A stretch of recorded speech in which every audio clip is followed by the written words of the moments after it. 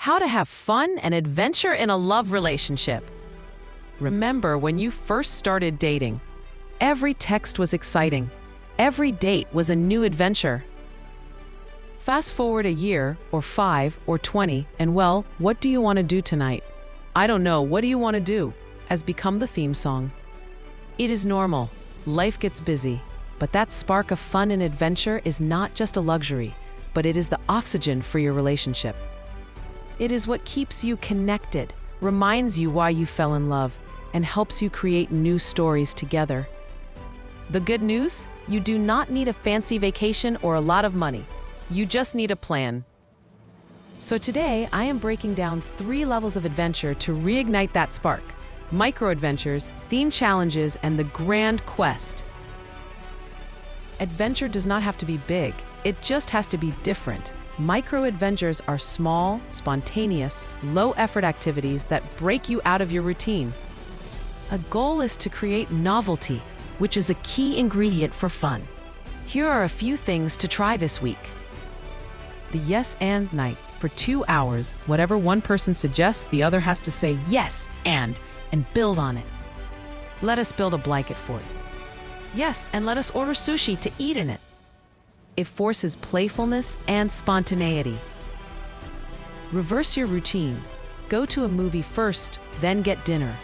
Or have breakfast for dinner. It sounds silly, but it shakes your brain out of autopilot and makes a regular night feel special. The 5-mile radius adventure.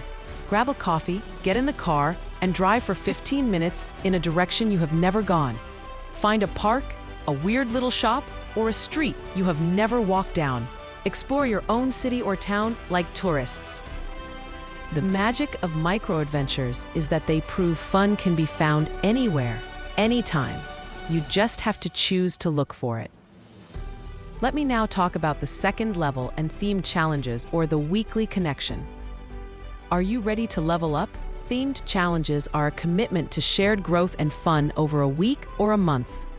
This is about learning something new together. Pick one theme and dive in. The Learn a New Skill Challenge. Always wanted to learn salsa?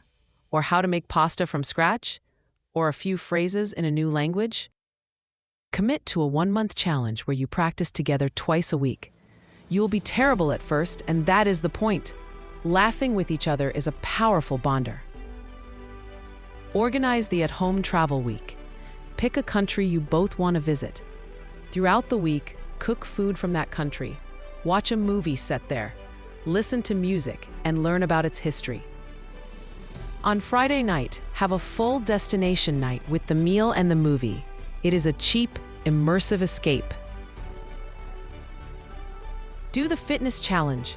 Train for a 5K together or try a 30-day yoga challenge.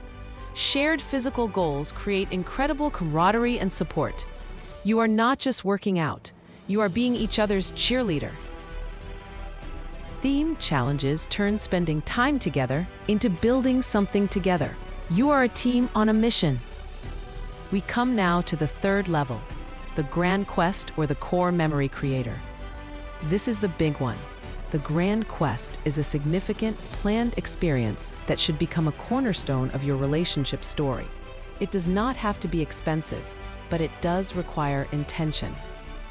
A grand quest is built on 2 pillars. Pillar 1, create a someday list, then act on it. Sit down with your partner and make a shared bucket list. Not just go to Italy, but specific, meaningful experiences.